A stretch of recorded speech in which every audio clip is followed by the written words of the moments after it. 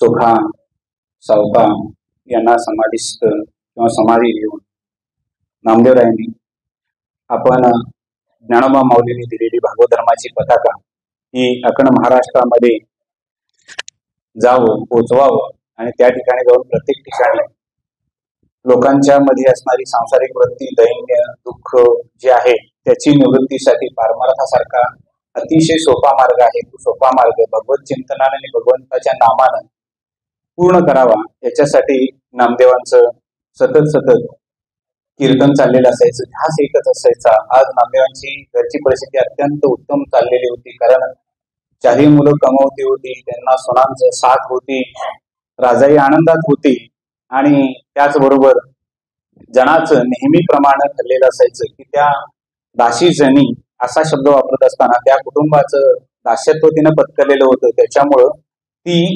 नेहमी दळिता कांडिता गायन तुझा अनंता या पद्धतीनं दळण कांडण सगळं करायचं आणि जितकी शक्यता असेल, जितकं शक्य असेल तेवढं त्यांच्या संसारिक हातभार लावायचा.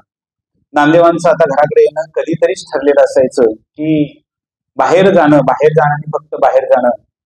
साठी ओलांडलेले नामदेव ही धर्मप्रचारासाठी आणि वारकरी संप्रदायाचा विस्तार वाढावा याच्यासाठी सातत्यानं ते बाहेर पडलेलं असायचं. त्यांना पंढरीमध्ये सुद्धा आता रमायचं असं मन रमायचं नाही. त्याचं कारण असं होतं की ज्ञानराज माऊली जी होती ती ज्ञानराज माऊली आज नव्हती. एवढेच नाही तर आपलं सुखदुःख एकमेकांना सांगणारी जी सवंगडी होती ती सवंगडी सुद्धा आपल्याला सोडून गेलेली होती. त्याच्यामुळं खिन्नता मनामध्ये दाटून यायची आणि त्यामुळं नामदेव ही सतत बाहेर पडायची आणि प्रचार आणि प्रसार या दोन्ही गोष्टी चाललेल्या असायचा. पंजाब प्रांतामध्ये एकदा जाऊन आलेले होते, उत्तर भारत एकदा माऊलींच्या बरोबर तीर्थयात्रा करून आलेले होते आणि खऱ्या अर्थानं तीर्थयात्रेमध्येच माऊलींच्या बद्दलच्या अभंग ओव्या या त्यांना समजलेल्या होत्या. किंबहुना माऊलींचं जे चरित्र आहे ते माऊलींनी लिहिलेलं नाही तर ते आद्य चरित्रकार नामदेवरायांनी लिहिलेलं आहे. याचं कारण असं आहे, तीर्थावळीचे अभंग याच्यामध्ये सर्वच्या सर्व जर अभंग आपण तपासत गेलो, पाहत गेलो, त्याचं चिंतन करत गेलो तर त्याच्यामध्ये पूर्णतः माऊलींनी ज्या ज्या गोष्टी सांगितल्या त्या अभंगातून नामदेवरायांनी सांगितल्या आणि त्याचा सगळा दांडोळा आपण जर हातात घेतला तर ज्ञानोबा माऊलींचं चरित्र आपल्याला कळतं. त्याचबरोबर गोरोबा काकांचं चरित्र आपल्याला कळतं, सावतामाळ्यांचं चरित्र कळतं, चोखामेळांचं चरित्र कळतं.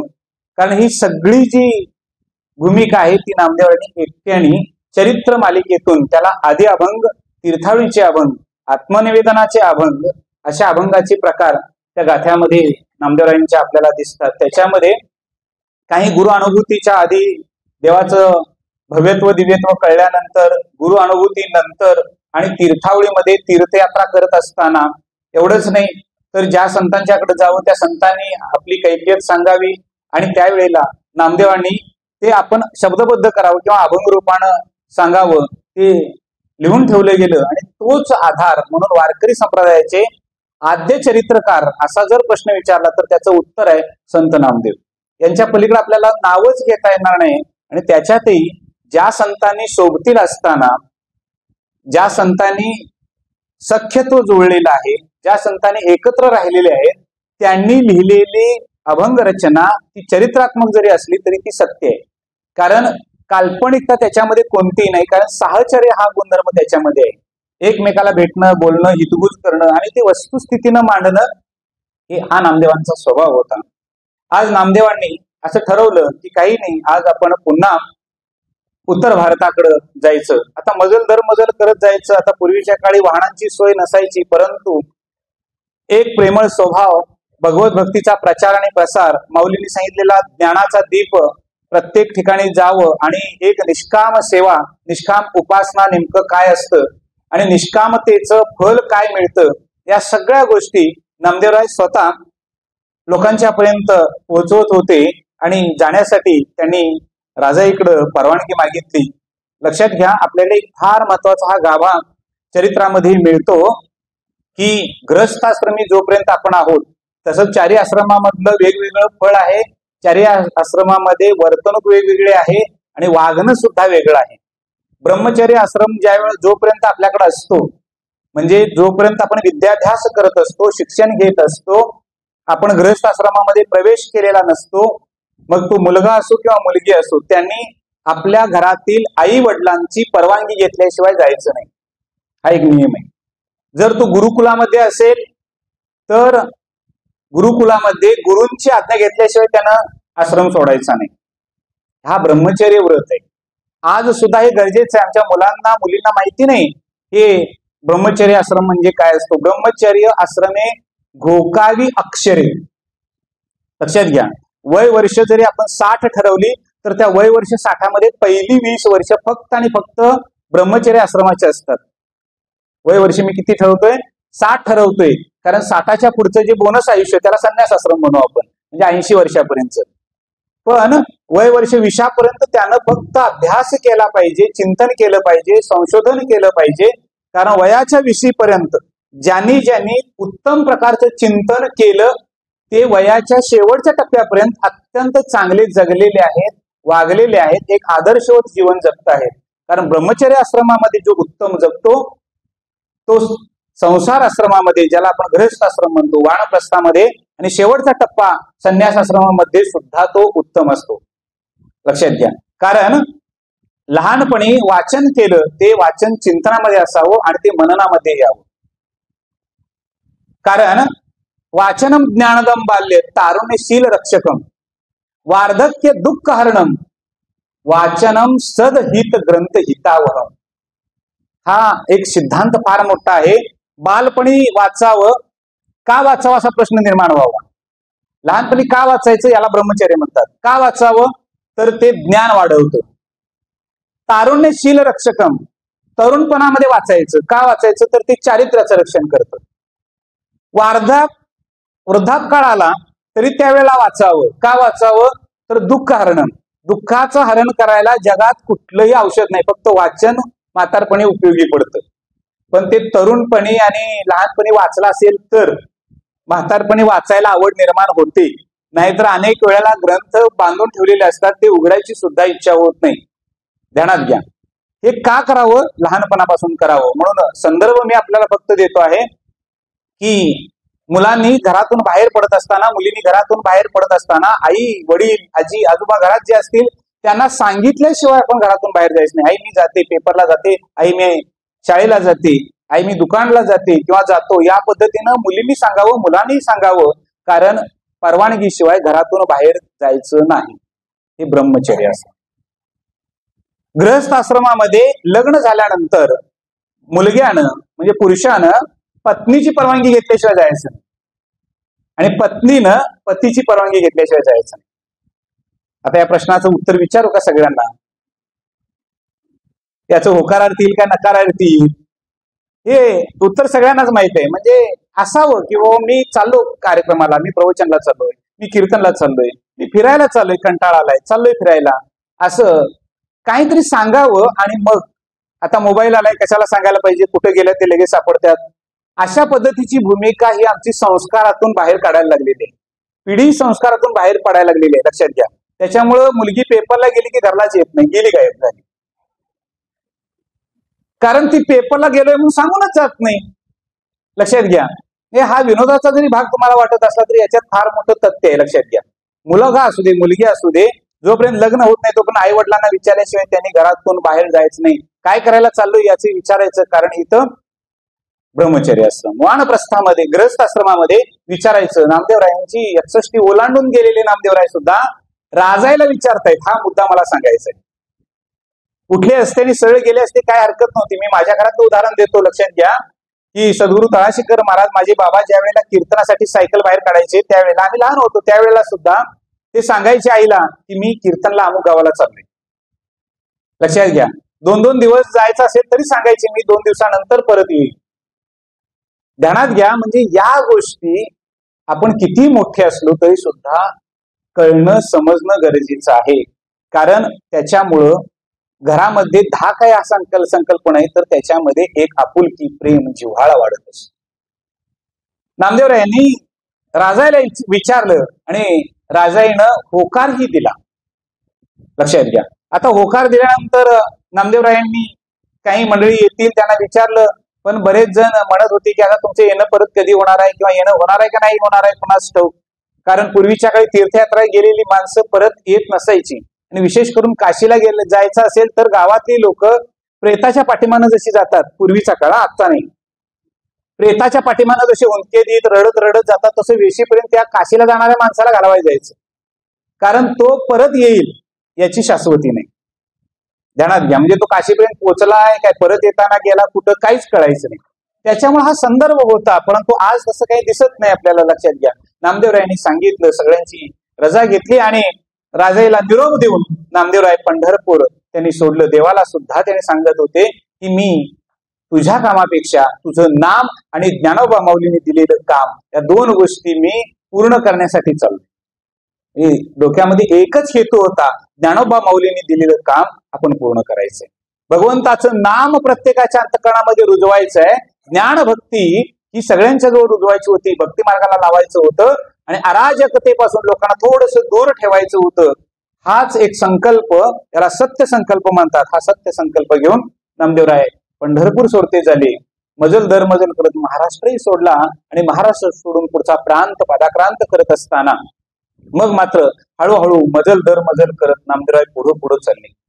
काही वेळेला असा संदर्भही आपल्याला येतो की नामदेवराय पुढे जात असताना बऱ्याच वेळेला 4-6 महिने झाले, 8-9 महिने झाले, काही वेळा वर्ष झालं तर नामदेवरायांना देवाची आठवण व्हायची की बाबा सगुण रूपामध्ये देवाला भेटण्यासाठी पुन्हा ते पंढरी यायचे आणि पुन्हा आहे तसं पाठीमागे जायचे.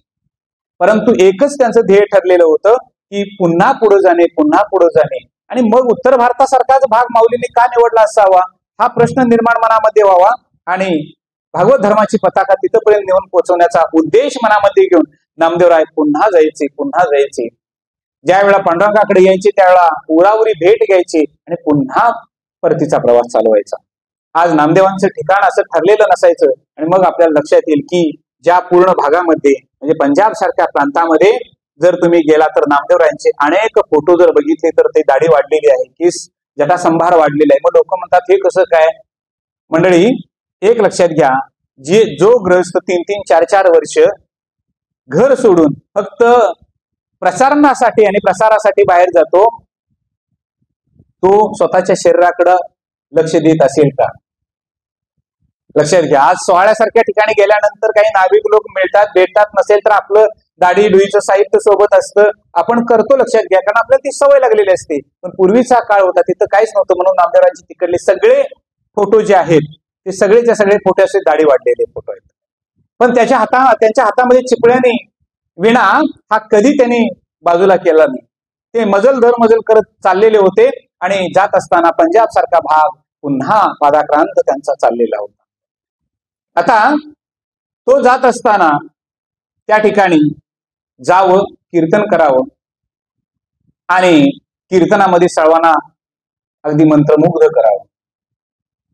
आणि मंत्रमुग्ध करत असताना त्या ठिकाणी भूतपिंड नावाचं गाव, त्या गावाच्या अगदी वेशीवरच एक उजाड असा भाग, त्या उजाड भागामध्ये नामदेवांचे कीर्तन चालू झालं.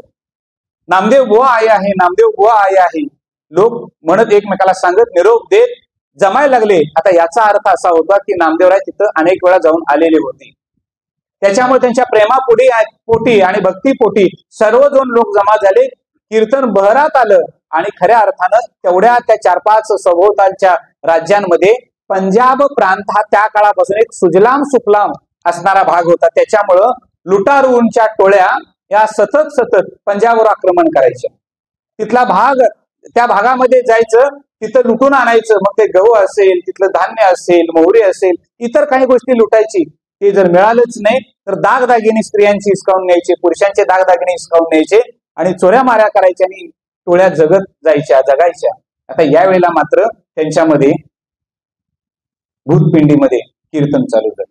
कीर्तन असं रंगात आलं आणि कीर्तन रंगात आल्यानंतर काही टोळधाड पडावी पिकावर त्या पद्धतीनं काही लोक आले, लुटारू लोक आले आणि लुटारूंची टोळीच्या टोळी सभोवती आली. आता त्यावेळेला काय असा तटबंदी नव्हती, म्हणजे आता आपण पाहतोय सगळं कीर्तनासाठी, प्रवचनासाठी किती व्यवस्था सगळी संयोजकांनी केलेली असते. पण त्या पूर्वीची पद्धत अशी नव्हती. काही मशाली पेटवायच्या आणि त्या मशाली उभा करायच्या आणि त्या मशालीच्या उजेडामध्ये कीर्तन चालायचं. तटबंदी नाही, काही नाही. तलवार असणारे लोक आक्रमण केलं आणि सरळ सगळ्यांच्यावर लुटायला सुरुवात केली. पण नामदेव महाराज थोडे सुद्धा त्याच्यामध्ये घाबरले नाहीत. त्यांनी जय जय विठोबा रुक्माई, जय जय विठोबा रुक्माई नाम गजर चालू केला. अभंगाचं निरूपण चालू झालं आणि ते तिथल्या सरदाराच्या कानावर गेलं आणि त्याच्या लक्षात आलं, अरे आपले लोक या लोकांना लुटत आहेत. काही धान्याची पोती ओढून नेत आहेत, काही जण दागिने हिसकावून नेत आहेत. सरदाराच्या लक्षात आलं, पण ही वाणी जी पडते कानावरती अमृत वाणी आहे. त्यानं सर्वांना इशारा केला. जिथल्या तिथं लोक थांबले, थिजले आणि त्यांना सगळ्यांना पाठीमागं बोलवलं. नामदेवांचं कीर्तन ऐकलं आणि नामदेवांचं कीर्तन ऐकल्यानंतर पहिल्यांदा पुढे कोण गेला असेल तो सरदार गेला.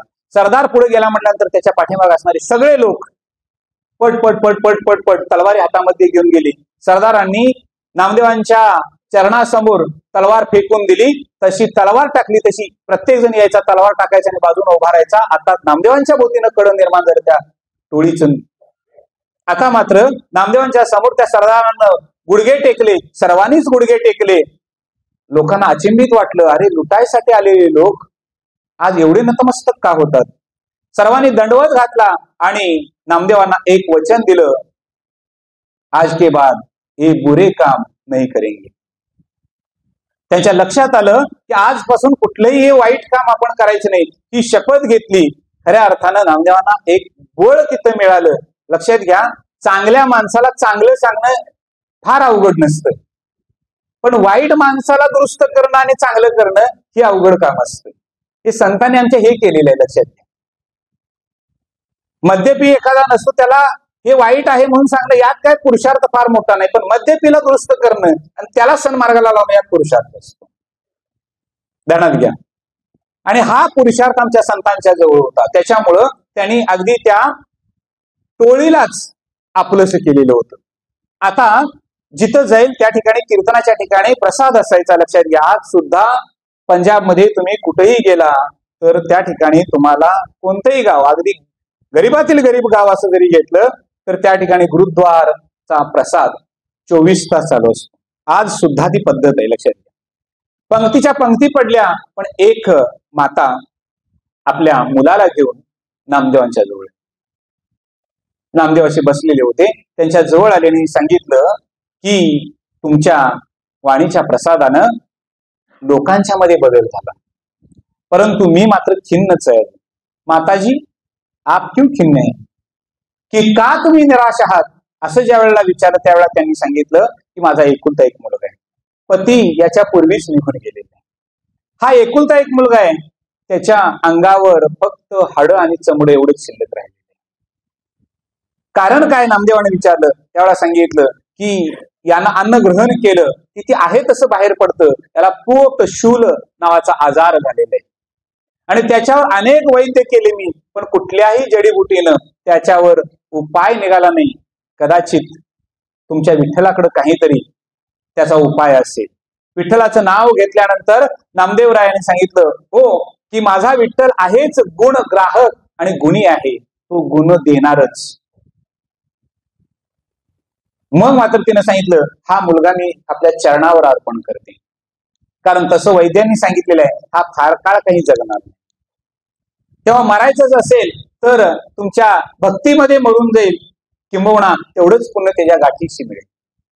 नामदेवाने अगदी हसत त्याला जवळ केलं आणि दोन्ही पात्र तयार झाली. नामदेव एका बाजूला बसले, दुसऱ्या बाजूला त्याला बसवलं. तो खायला धडच नव्हता, कारण पोटात गेल्यानंतर पुन्हा आहे तसं बाहेर पडणार त्याला माहिती होतं. नामदेवांनी त्यातला घास घेतला आणि सांगितलं, बोलो रामकृष्ण हरी.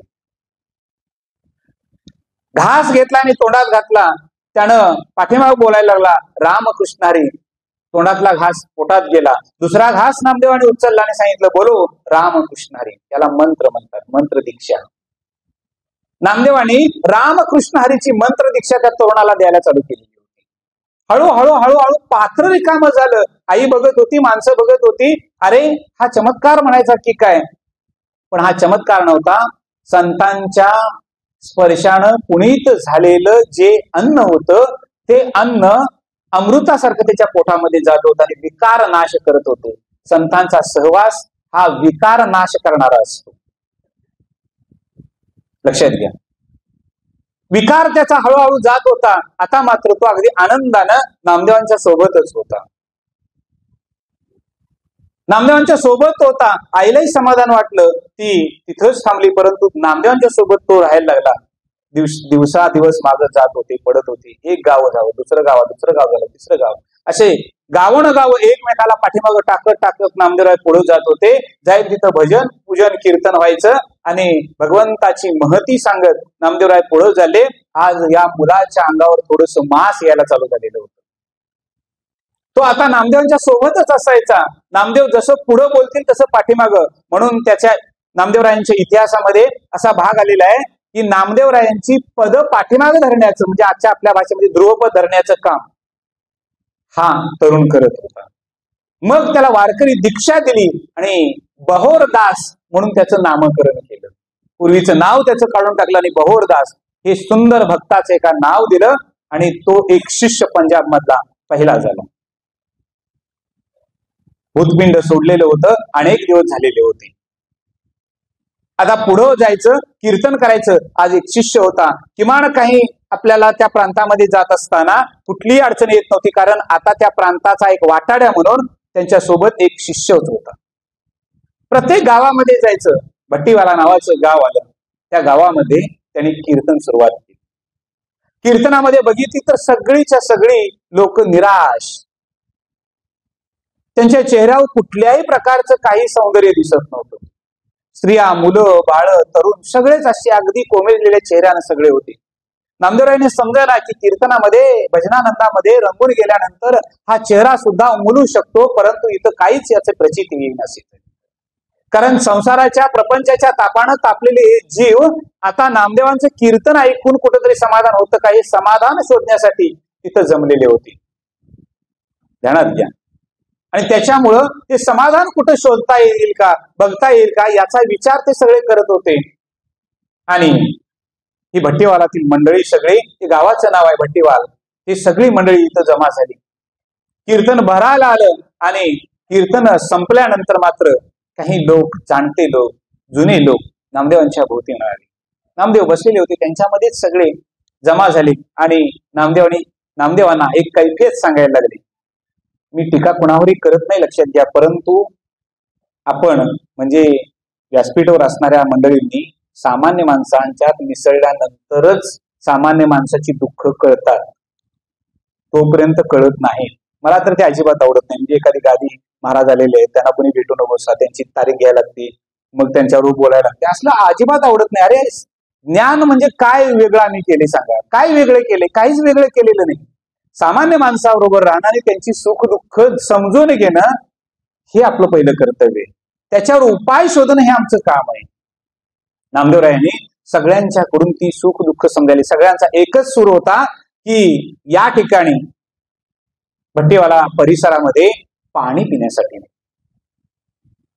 दुष्काळग्रस्त हा भाग आहे. माती आहे, परंतु पाण्याअभावी या ठिकाणी पीक उभा राहत नाही. त्याच्यामुळं अनेक तरुण हे गाव सोडून आपल्याला जिथं इच्छित फळ मिळेल अशा ठिकाणी ते सगळे जात होते. त्याच्यामुळं काही दिवसामध्ये गाव ओस पडतं की काय असा प्रश्न निर्माण झालेला होता. त्याच्यामुळे जुने जाणकार काही कर्तबगार मंडळी होती, त्या कर्तबगार मंडळींना मोठा प्रश्न निर्माण झालेला होता. जर तरुण पोरं गाव सोडून जर जायला लागली तर गावकुश चालायचा कसा पुढे? ध्यानात घ्या. एक दुर्दैव आपण तुमचं आमचं सांगतो की गावामध्ये ज्या वेळेला काही मुलं नोकरीसाठी बाहेर जातात आणि पुन्हा गावाकडे येतच नाही, त्यावेळेला त्या सामाजिक ऋण त्या तरुणाने कुठलं फेडायचं, गावातलं का शहरातलं? आपल्याकडे एक जबाबदारी असते. एक आहे मातृपितृ ऋण म्हणजे आई वडिलाचं ऋण, दुसरं आहे सामाजिक ऋण. सामाजिक ऋण म्हणजे ज्या समाजात मी वाढलो, ज्या समाजाने मला वाढवलं, ज्या समाजामध्ये मी शिकलो, त्या समाजाचं ऋण असतं. ते ऋण सुद्धा आपण फेडलं पाहिजे. लक्षात घ्या. काही टीका म्हणून मी अजिबात करत नाही, लक्षात घ्या. हे शब्द कठोर आहेत माझे, पण लागतात. काही लोक इथं मुरगुडला नोकरीला असतात आणि सहकुटुंब राहायला मुरगुडला जातात. कारण मुरगुड आणि चिमगाव फारसा अंतर नसतं, पण भीती एकच असते काय की मुलांचे संस्कार कसे होतात कुणास ठाऊक. आता तुझ्यावर काय संस्कार झाले ते मुलांच्या होणार. ध्यानात घ्या. म्हणजे ओढामध्ये नुसता आहे, तो ओलांडून पलीकडे जर नोकरीला मला जाण्यासाठी जर अडचण येत असेल तर ती सामाजिक दरी मुलांच्या मध्ये आणि गावामध्ये ती व्यक्ती स्वतः करत असते. त्या व्यक्तीला कधी कळतं माहित आहे? तो थकल्यानंतर कळतं. आणि मग त्यांची पत्नी शेवटच्या क्षणाला सांगते. कधी माहितीये का? मुरगुळ वैकुंठ भूमीमध्ये न्यायचं का चिमगाव वैकुंठ भूमीमध्ये न्यायचं? त्यावेळेला त्यांची पत्नी सांगते, त्यांना मी आधीच सांगत होते की गावातच राहूया. ध्यानात घ्या, हे लागते लोकांना शब्द, पण हे सत्य आहे. आणि सामाजिक ऋण, मी गावात राहिलो तर माझ्यासोबत 4 कुटुंब सुशिक्षित झाली पाहिजेत, मी गावात राहिलो तर माझ्यासोबतची 4 माणसं ज्ञानी झाली पाहिजेत, हा एक उदात्त हेतू ठेवून मग माझ्यासाठी कष्ट करायला लागले तरी काय हरकत आहे? काय अडचण आहे? लक्षात घ्या. म्हणजे मी उदाहरण हे मुद्दाम दिलं. तिथं माझे मित्र राजेंद्र एकल आहेत. लक्षात घ्या की सांगलीला जाताना माझा पहिला विरोध होता, तुम्ही तिथं राहा म्हणून. तिथंच राहा आणि तिथं नोकरी करा म्हणून सांगितलं होतं. सांगली म्हणजे ते सांगलीतनं जाऊन इथं आले की एकदा पंढरपूरला गेल्यासारखं व्हायचं, एवढं अंतर आहे. पण ते म्हणले नाही, मी येऊन जाऊनच करणार. लक्षात घ्या, म्हणजे काय असतं गावाबद्दलचं प्रेम मंडळी, हे फार गरजेचं असतं. त्या भट्टीवाला गावाचं प्रेम बघून नामदेवरायांना फार चिंता वाटायला लागली. ती रात्र तशीच नामदेवरायांनी काढली देवाच्या नामस्मरणामध्ये. सकाळ झाली आणि ज्या ओसरीला राहिलेले होते, ज्या ओसरीला थांबलेले होते, मी ओसरी हा शब्द वापरतोय, लक्षात घ्या. ओसरी म्हणजे घराच्या पुढे काढलेली छोटीशी छपरी, ज्याला एकच भिंत असते, तिन्हीकडल्या बाजूला पूर्ण रिकाम असतं, त्याला ओसरी म्हणतात. लक्षात घ्या, त्या ओसरीमध्ये नामदेव राहिलेले होते. म्हणजे कीर्तनाला गेल्यानंतर कुठं राहायचं लक्षात ठेवा. तिथं लोकांना 5 स्टार पाहिजे असते राहण्यासाठी, गादी पाहिजे, इत्यादी इत्यादी अशा बऱ्याच गोष्टी असतात. आता त्यांचं ते प्रारब्ध असतं, त्यांना ते मिळत असतं. आता मला ते मिळत नाही, त्याबद्दल मी कशाला दुःखी व्हायला पाहिजे? लक्षात घ्या, ज्याच्या प्रारब्धात जे मिळतंय तो त्याचा उपभोग घेत असतो.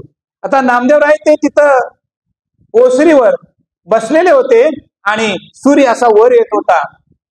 सूर्य वर येत असलेला त्यांनी पाहिलं आणि त्यांच्या लक्षात आलं, आपण ज्या ठिकाणी बसले तिथून पुढचा सगळा भाग हा विस्तीर्ण भाग आहे आणि रिकाम आहे, ज्याला आपण माळ म्हणतो.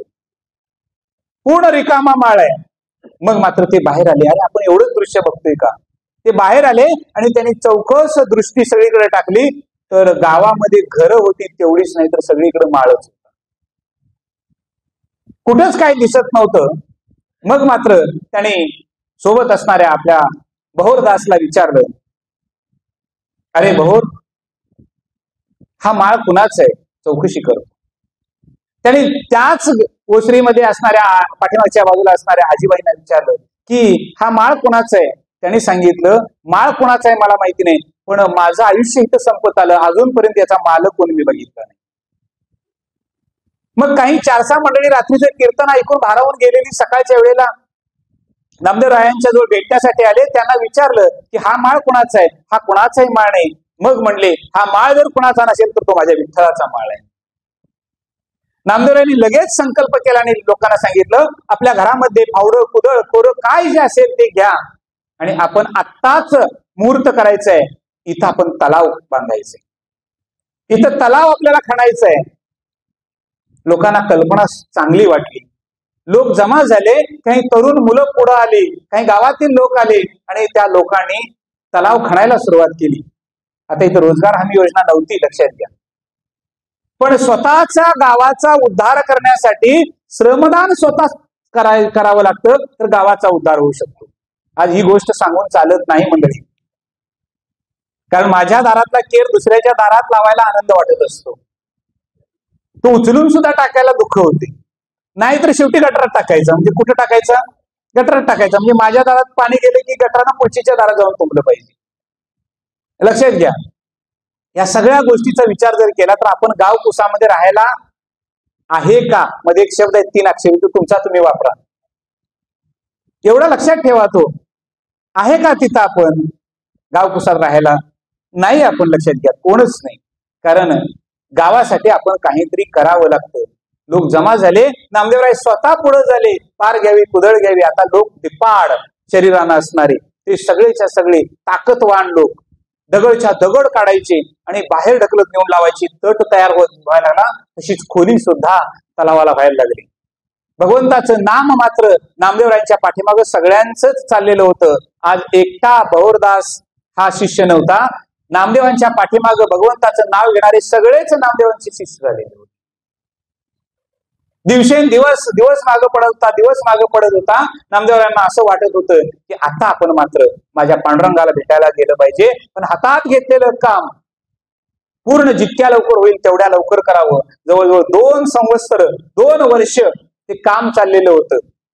आज आपल्याकडे सगळी साधनं आहेत. सहज आपण 1 दिवसामध्ये, 2 दिवसामध्ये, 4 दिवसामध्ये, 6 महिन्यामध्ये जर बिल वाढवून घ्यायचं असेल तर वर्षामध्ये आपण करू शकतोय. पण तिथं असं काही प्रकार नव्हता. पहिलं बिल पास झाले दुसरा आता वाढवून द्या, असं काही संबंध नव्हता. तिथं स्वतःच्या बळावर होतं.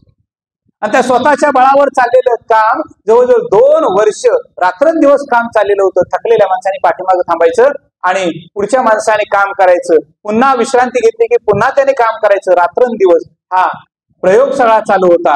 नामदेवरायांना आस लागली ती भगवंताच्या ओढीची, भगवंताच्या भेटीची. नामस्मरणाने इतका झंकार घेतलेला होता. आणि मग लोकांच्या लक्षात आलं की अरे आपण सगळेच खाण्याला लागलोय, पण इथं कुठेतरी उमाळा यायला लागलाय. हा पाण्याचा उमाळा त्यांनी बघितला. लोकांना आनंद वाटला. नामदेव बुवाजी की जय सगळीकडे गाजला गेला. नामदेवांना उचलायला चालू केलं. नामदेवांना आरती करायला चालू केली. नामदेवांना जी व्याकुळता भगवंताच्या भेटीची होती तो उमाळा आज तलावामध्ये निर्माण झालेला होता. त्याच्यामुळे ते जलमय तलाव त्यांनी बघितलं आणि तिथल्या लोकांनी त्या तलावाचं नामकरण केलं नामियाना या नावानं. नामियाना संजीवन लोकांना देणारा नामियाना तिथं तयार झालेला होता. नामदेवरायांना वाटलं बरेच दिवस झाले आपण देवाला भेटलो नाही, पुन्हा आपल्या शिष्याला घेऊन. आता मात्र तिथल्या लोकांनी नामदेवरायांना बऱ्याच चरित्रामध्ये असं आले की घोडा त्यांना दिला आणि घोड्यावरून ते पंढरी आली. देवाची उरावरी भेट घेतली आणि पुन्हा पाठीमागं आपल्या नित्य कर्मासाठी गेली. आता बऱ्यापैकी पंजाब प्रांत त्यांच्या भक्तीनं अतिशय चांगल्या पद्धतीनं भक्तिमय झालेला होता. अनेक वेळेला त्यांचं निवासस्थान असायचं, थांबण्याचं ठिकाण असायचं आणि ध्यानाचं ठिकाण असायचं, नामस्मरणाचं ठिकाण असायचं. त्या ठिकाणाचं नाव आहे घुमान. त्या ठिकाणी ते बसायचे. तिथंच असणारे एक झाड आहे, म्हणजे जे आम्ही नशिबवान आहे, भाग्यवान आहे. लक्षात घ्या, मी तर स्वतःला फार मोठं भाग्य समजतोय माझं स्वतःच. नामदेवरायांचं चरित्र मी यावर्षी तुमच्याजवळ सांगालोय आणि गेल्या वर्षी मी नामदेवरायांच्या घुमानमध्ये त्यांच्या स्मारकासमोर कीर्तन करून आलो. लक्षात घ्या, 20 दिवसाचा प्रवास करून जिथं ज्ञानेश्वर आणि नामदेव यांनी ज्ञानोबा माऊलींनी नामदेवराय जसे तीर्थयात्रेला गेली तशीच आम्ही तीर्थयात्रा केली. म्हणजे नाशिक पासून त्र्यंबकेश्वर मध्ये आंघोळ करून तीर्थयात्रा चालू केली, ब्रह्मगिरीची प्रदक्षिणा करून, आणि ती करून पुढे गेलो आम्ही. आणि घुमानमध्ये 3 दिवस राहता आलं. घुमानमध्ये नामदेवरायांच्या स्मारकाच्या समोर कीर्तन करता आलं. काय भाग्याच्या पेक्षा वेगळं असणार आहे सांग. तुम्हाला मी 10 लाख रुपये आज देतो, घुमानमध्ये जाऊन कीर्तन करून या. काय शक्य आहे सांगा. की याला म्हणतात पूर्वजन्मीचं सुकृत किती उत्तम असावं लागतं. कशासाठी आपण करतो, निष्काम सेवेचं फळ काय असतं लक्षात घ्या. घुमानमध्ये अनेक दिवस ते थांबायचे, कारण घुमान प्रांतामध्ये शांतता. आज सुद्धा तिथं तुम्ही गेला तर पहाटे हा शब्द वापरतोय 8 वाजता. पहाटे 8 वाजता आम्ही तिथनं पायी चालत होतो, कारण नामदेव महाराजांची पलीकडल्या बाजूला त्यांनी काढलेली विहीर आहे किंवा त्यांची काठी एक आहे, त्या ठिकाणी असलेला वृक्ष आहे. अशा बटाला त्या भागामध्ये फिरत असताना आमच्या लक्षात आलं की नीरव शांतता, म्हणजे साधनेसाठी, नामस्मरणासाठी, चिंतनासाठी तिथं कुठल्याही प्रकारचा आवाज तुमच्या कानी येत नाही. त्या गावामध्ये हजारो माणसं आहेत, पण ती हजारो माणसं बोलताना आपल्या कानावर शब्द पडत नाही. याला म्हणायचं सिद्ध भूमी. आणि ते लोक अजून सुद्धा त्यांचा विश्वास आहे की या सिद्ध भूमीमध्ये नामदेवरायांनी साधना केली म्हणून तिथं गाडीचा हॉर्न सुद्धा ऐकू येत नाही. लक्षात घ्या, शक्य असेल तर जाऊन या तुम्ही. म्हणजे बरेच जण गोव्याला ट्रिपला म्हणून जातात, एक दिवस जाऊन या तिकडं, काय हरकत आहे सांगा. एक ट्रिप करावी तिकडल्या भागामध्ये, जावं, तिथं सेवा काय असते, संत काय आहेत, नामदेवराय म्हणजे काय, हे पंजाबमध्ये गेल्यानंतर मला जास्त कळले. ध्यानात घ्या, घुमाणमध्ये गेल्यानंतर जास्त कळले. त्या घुमान ज्या ठिकाणी बसायची त्या प्रांतामध्ये लोक जमा व्हायची, त्यांचं कीर्तन व्हायचं. नामदेवरायांचं वय वाढत होतं. अनेकांच्या उपदेश त्यांचा चाललेला असायचा. भक्तिमय प्रधान वातावरण निर्माण झालेलं होतं आणि या भक्ती प्रधानतेमध्ये सर्व लोक डुंबून जायचे. नामदेव महाराज इथून जाऊच नये असं लोकांना वाटायचं. थांबवावे, इथंच थांबावे. पण साधना आणि इच्छित कर्म, या इच्छित कर्मामध्ये नामदेवरायांनी स्वतःला कुठेतरी हरवून घेतलेलं होतं. ते पुन्हा भानावर यायचे आणि पांडुरंगाच्या भेटीसाठी पुन्हा पंढरीकडे जायचा विचार केला. बहुजदारला त्यांना तिथली जबाबदारी दिली. आज इथून पुढे तू इथली जबाबदारी, कारण ही जबाबदारी मी देत नाही, हे माझं काम नाही, माझ्या ज्ञान माऊलीचं काम आहे. ते ज्ञान माऊलीचं काम इथून पुढे तू इथं सांभाळायचं. त्याच्या डोळ्यातून आसवं येत होती. घुमाणमध्ये अनेक दिवस थांबले आणि नामदेवरायांनी घुमान सोडले. ते मजल करत पुन्हा महाराष्ट्रामध्ये आले. पंढरी भूक्षेत्र, भूवैकुंठ या ठिकाणी. असं वाटत होतं की आपण इतक्या मागं राहिलो ते इच्छित कर्म करण्यासाठी, आणि ते कर्म होतं ज्ञानोबा माऊलींचं, ते आता आपलं पूर्ण होत आलं. रावळामध्ये जावं, आषाढ महिना चालू झाला. रावळामध्ये गेले, रावळाची देवाशी मुरावरी भेट घेतली आणि आषाढ महिन्यामध्ये घरी जायचं, पुन्हा मंदिरामध्ये यायचं, कीर्तन करायचं आणि पुन्हा घरी जायचं. हा नित्य नेम रोजचाच चाललेला आहे. आता मात्र नामदेवरायांनी सांगितलं, आषाढ शुद्ध एकादशी. सर्वांना घराच्यांना सांगितलं की हे बघा, हा दिवस माझ्या आयुष्यातला फार महत्वाचा दिवस आहे. हे लोकीचा अवतार कार्य समाप्ती करावी असं याच दिवशी मी ठरवलं. लोकांना वाईट वाटायला लागलं, घरच्यांना त्याच्यापेक्षा वाईट वाटायला लागलं आणि दिवस सरकत होती. त्या पद्धतीने आषाढ शुद्ध एकादशी दिवस उजाडला. शके 1272 सकाळच्या वेळी राजाईला निरोप घेण्यासाठी राजाई समोर गेले. राजाईनं पायाला मिठी मारली आणि आपल्या मुलांना सांगत होती, अरे थांबवा, तुमच्या बाबांना कोणीतरी थांबवा. ती सांगत होती, तिची धाय मुकून रडणारी सगळेच्या सगळे लोक बघत होते. जना रडत होती. आता शेवटी जनानं डोळे पुसले आणि नामदेवांच्याकडे बघितलं. नामदेवांनी सांगितलं, अगं जना, तू पण सगुणाचा बाद करून निर्गुणामध्ये जाणारी जना, तू पण.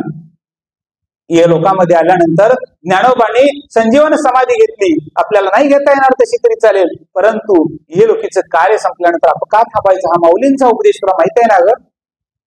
जना शांत झाली. ती जमिनीकडे बघत होती. नारायण, विठोबा, गोविंदा, महादेव ही मुलं सांगत होती, बाबा तुम्ही थांबा, बाबा तुम्ही थांबा, तुमची गरज आहे. त्यावेळेला ते सांगत होते, अरे इच्छित कार्य संपल्यानंतर इथं थांबता येत नाही, आणि थांबलो तरी एक दिवस जाणं हे क्रमप्राप्त आहे. नामदेवांनी आपल्या कुटुंबाची व्यवस्था करत असताना आध्यात्मिक चिंतन आणि आध्यात्मिक ज्ञान द्यायला सुरुवात केली. एक आध्यात्मिक उंची त्यांची वाढवली. आज हळूहळू ही बातमी पंढरपुरामध्ये पसरली आणि पंढरपुरातील अनेक मंडळी नामदेवांच्या वाड्याकडं अगदी लगोगीनं हातातली कामं सोडून वेगानं पळायला सुरुवात केली. तुम्ही थांबलं पाहिजे, तुम्ही थांबलं पाहिजे, प्रत्येक जण म्हणत होता. पण नामदेवांना त्या खिन्न अवस्थेमध्ये एवढंच वाटत होतं, आपण भगवंताशी आजचा दिवस वाया घालवायचा नाही. प्रत्येक जण येऊन नामदेवांचं दर्शन घेत होता.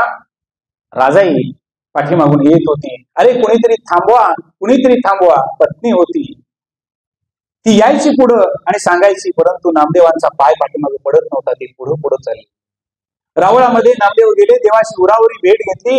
देवाला सांगितलं, देवा इच्छित कर्म जे होतं ते कर्म केलं, माझ्यासारखा भाग्यवान कोण आहे.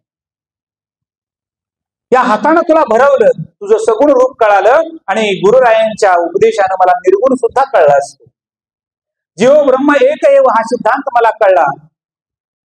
आता मात्र एकच वाटतं, अकल्प आयुष्य व्हावे, त्या पळा माझी सकाळ हरीची याद असा, कल्पनेची बाधा न कोणी काळी, संत मंत्री सुखी असुरी. हा अभंग आहे का नामदेवांचं पसायदा नाही, जरा विचार करा. हा अभंग नाही, आपण म्हणतो अभंग, पण हे नामदेवांनी मागितलेलं पसायदान आहे, हे लक्षात ठेवा. हे शेवटचं पसायदान नामदेवांनी मागितलं आणि नामदेव रावळातून बाहेर आले. पहिल्या पायरीला नमस्कार केला, दुसऱ्या पायरीला नमस्कार केला आणि खाली उतरायला लागले. अगदी शेवटच्या पायरीजवळ डोकं टेकलं. कुणीतरी बराच वेळ झाला, कुणीतरी आलं समोर आणि त्यांनी नामदेवांना हलवण्याचा प्रयत्न केला. त्या कुडीतून तो प्राण त्या भगवंताशी कधीच एकरूप झालेला होता. नामदेवांच्या समोर ज्ञानोबा माऊली. ज्ञानोबा माऊली म्हणत होत्या की नामदेव, अहो तुम्ही आज आलाय, माझ्या जीवनाचं कृतार्थ झालं. माऊली, माझा एकच प्रश्न आहे, तुम्ही दिलेले जे कर्म होतं, जे काम होतं, ते मी तुमच्या इच्छेप्रमाणे केलं का? हो नामदेवा, त्याच्यापेक्षा कितीतरी पटीनं जास्त केलं. हा अभंग परिसा भागवताचा आहे. परिसा भागवत हा शिष्य होता. त्याने सर्वांनी बघितलं, नामदेवांची कुडी आता शांत शांत आणि शांत झालेली होती. शेवटच्या पायरीवर नामदेवाने देह विसर्जित केलेला होता आणि नामदेव विठ्ठलमय झालेला होता. कुंडलिक वरदारी विठ्ठल.